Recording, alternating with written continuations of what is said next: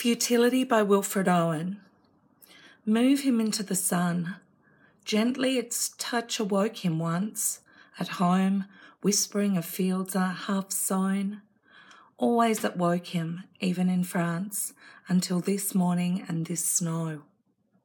If anything might rouse him now, the kind old sun will know. Think how it wakes the seeds, woke once the clays of a cold star. Our limbs so dear achieved, our sides full nerved, still warm, too hard to stir. Was it for this the clay grew tall? Oh, what made fatuous sunbeams toil to break earth's sleep at all? Owen's title, Futility, to me is the one word that would unite all of the poems set for study, in that if something is futile or it is pointless, and war is pointless, it achieves nothing. And I think Owen's title is the most powerful of the titles we have set for study.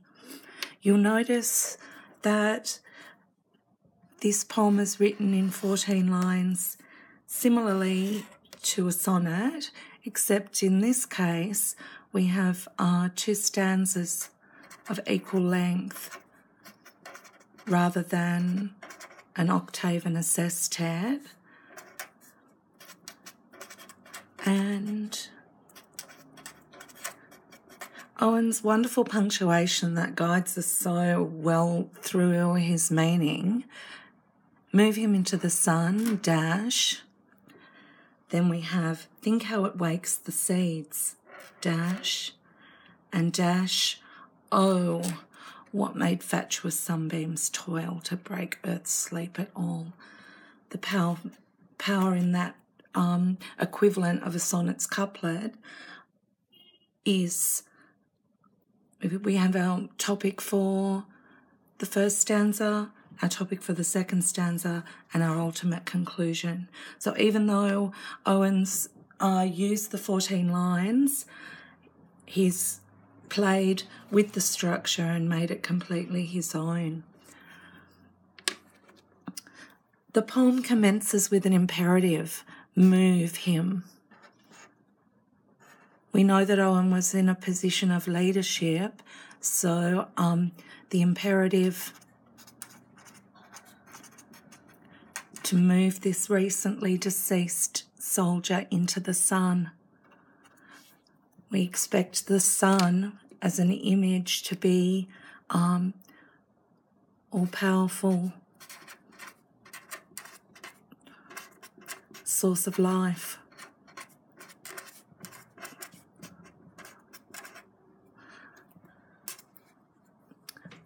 But we know that in this case, the gesture is futile, and the sun, without which none of us would exist, even though the deceased soldier had a strong relationship, gently its touch, gently, with the assonance in this, all these soft vowel sounds throughout this first stanza, gently its touch awoke him once.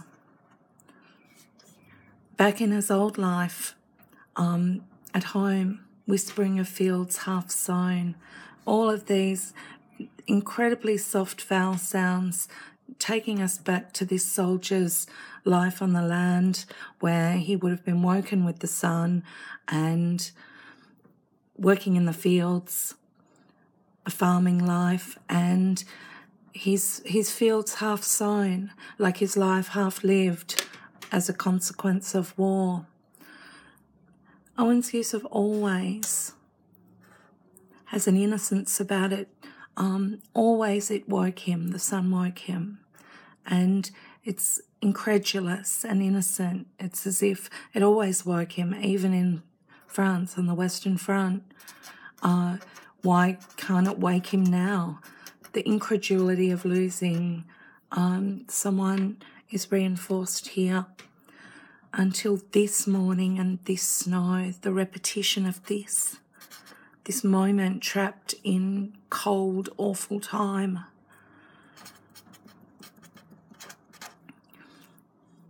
If anything, so there's a grasping, so a grasping for meaning.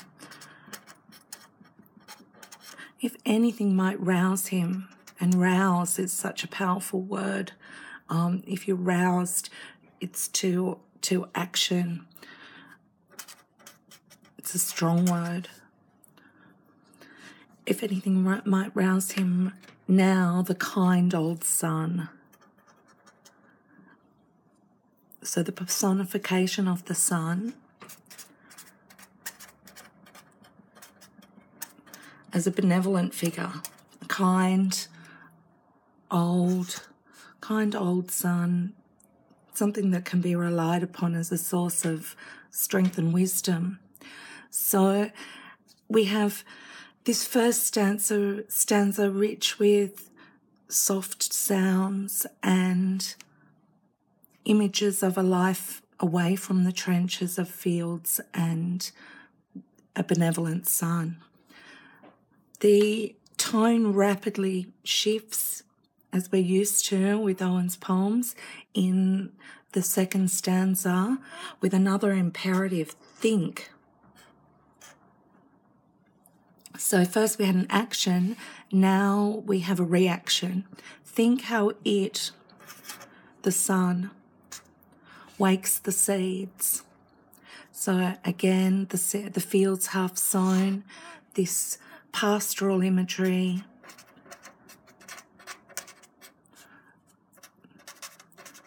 And this connection to nature that Keats and the romantic poets of the 19th century loved so much.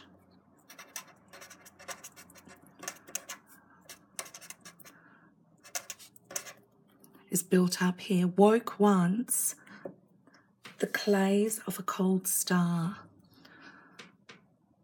So waking and woke, and again the repetition of once.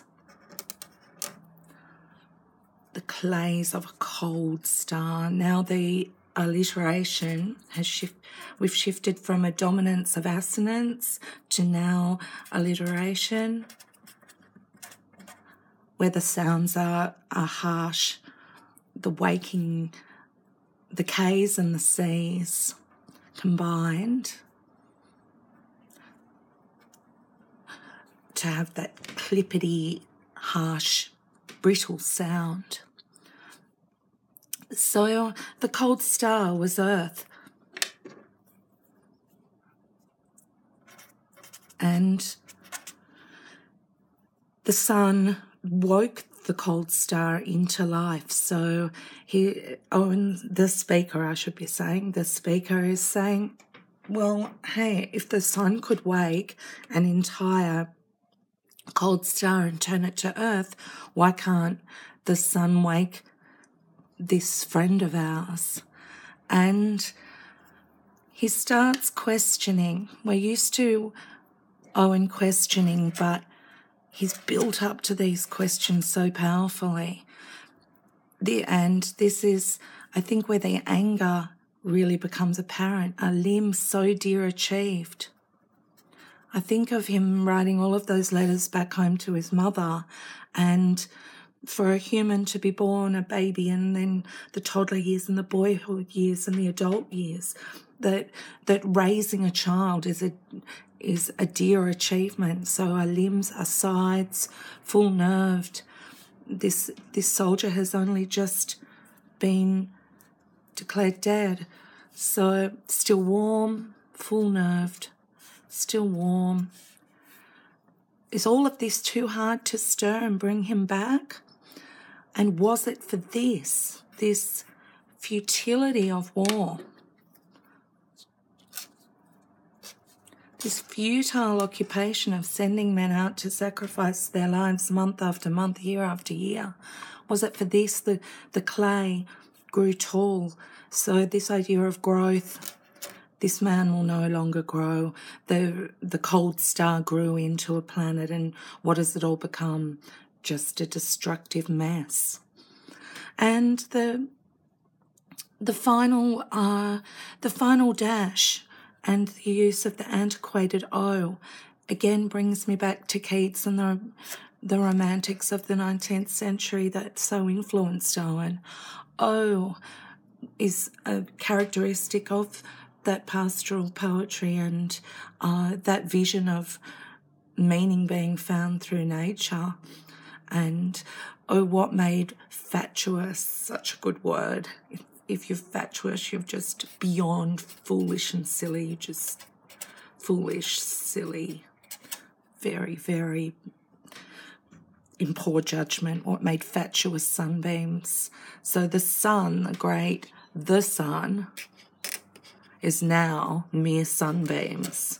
And toil, what a silly, silly sun to have worked so hard to create an earth that has resulted in this.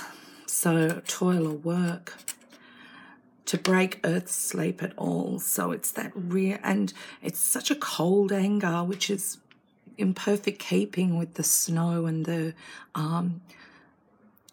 chilliness of these cold stars. So to break earth's sleep at all, why bother?